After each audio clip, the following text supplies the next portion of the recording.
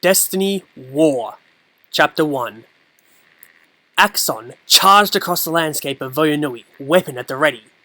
He had just spied two figures materializing in the green belt. One looked something like Botar, but obviously wasn't. The other resembled a Toa, but wasn't one Axon knew.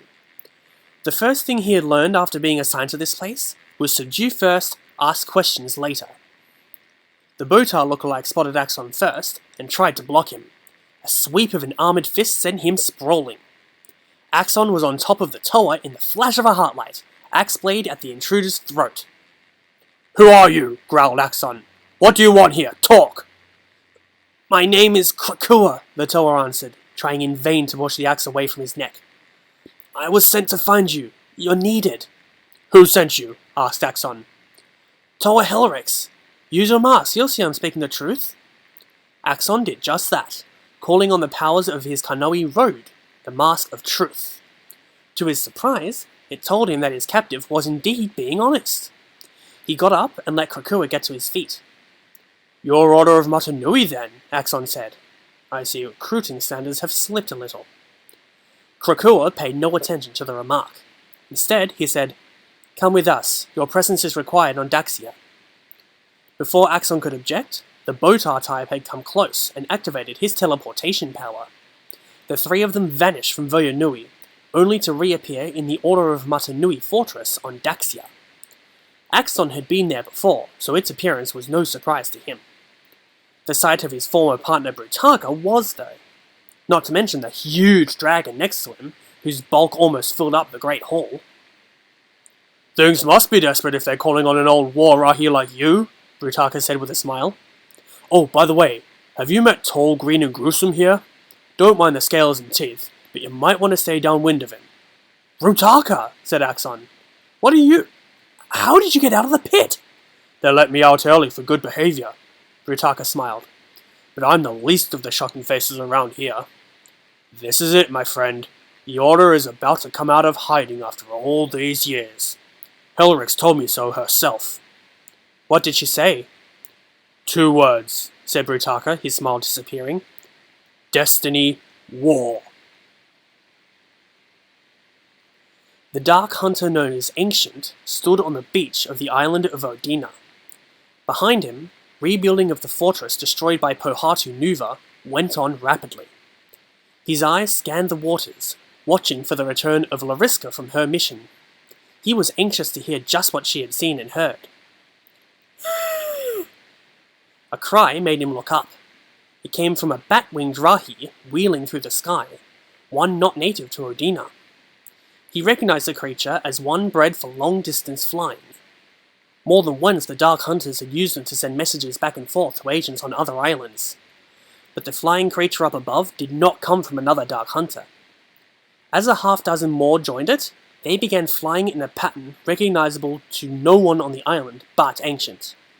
It was a message intended for him, and one that was urgent. The time had come.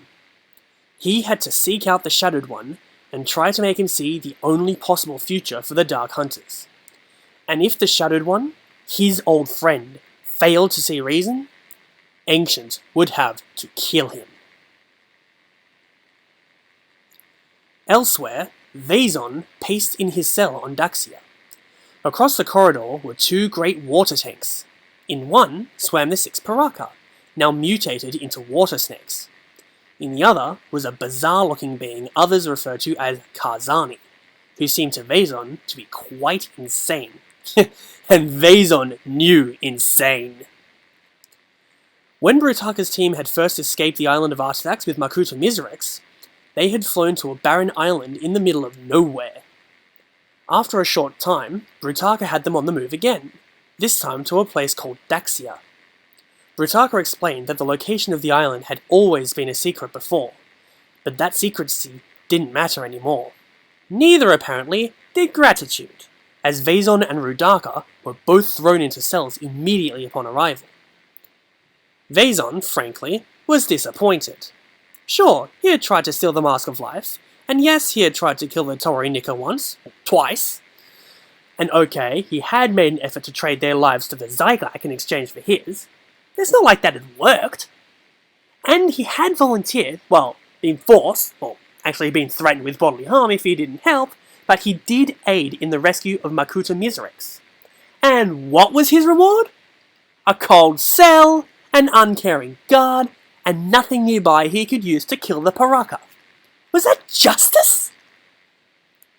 His musings were interrupted by the crimson armor of Trinuma. The Order member took a long look at Vaison, shrugged, and shook his head. Then he unlocked the cell door and threw it open. "It's your lucky day, misfit," said Trinuma. "You're getting out." I am? Said Vaison. I mean, of course I am. Keeping a being of my brilliance locked away is a terrible waste of resources. No doubt your masters want to consult me on matters of strategy and tactics. "No," said Trinuma.